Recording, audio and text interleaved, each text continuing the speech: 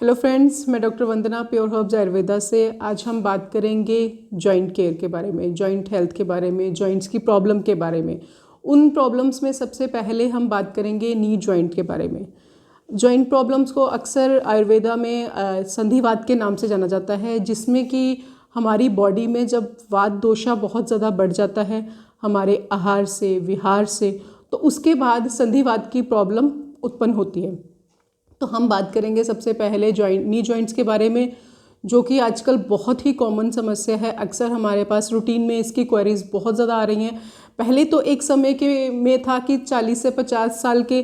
Patient ही हमें contact करते थे, बट जिस तरह से लाइफस्टाइल है, जिस तरह से खान पान है, जिस तरह से रहन सहन है,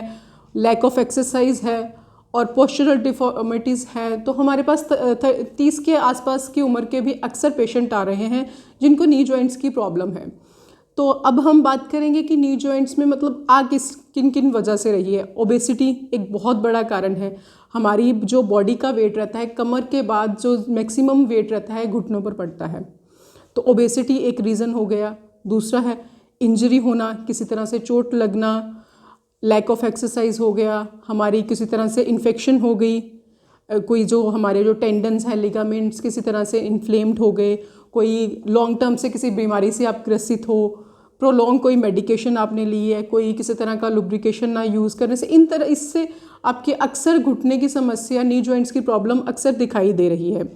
तो उसमें किस किस तरह के सिम्टम्स आते हैं, तो सबसे पहले बात करेंगे घुटनों के आसपास स्वेलिंग होना, रेडनेस होना, सुबह उठते ही घुटनों में आपको स्टिफनेस महसूस होना,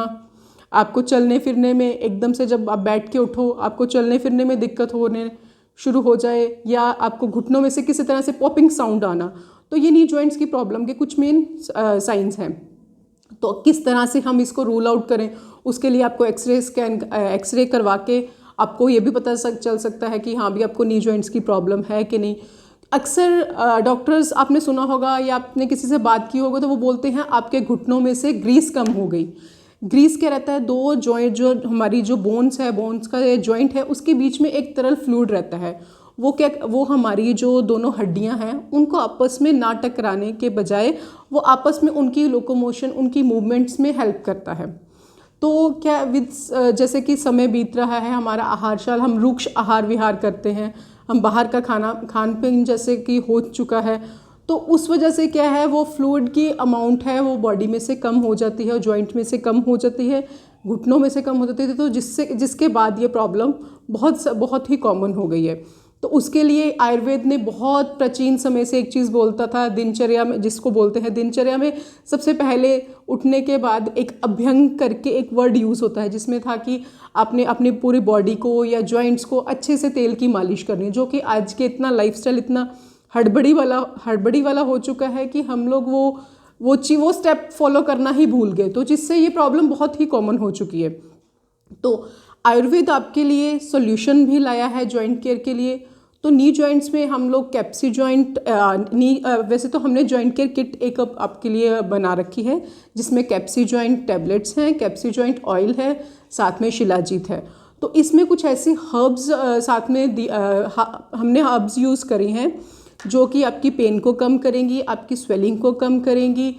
और साथ में ऑयल है जो आपकी मूवमेंट को इंक्रीज़ करेगा, जो नी जॉइंट की मूवमेंट को इंक्रीज़ करेगा। साथ में हम शिलाजीत ड्रॉप्स देते हैं जो कि केसर युक्त हैं, और आपकी जो स्टिफनेस है, मसल्स को, टेंडन्स को एक सपोर्ट सिस्टम की तरह काम करेगा। तो आप इसके लिए आयुर्वेद को, जॉइंट की कोई भी प्रॉब्लम है तो आप आयुर्वेद को अपना सकते हैं, रेगुलर यूज़ करिए और इस प्रॉब्लम से जड़ से निजात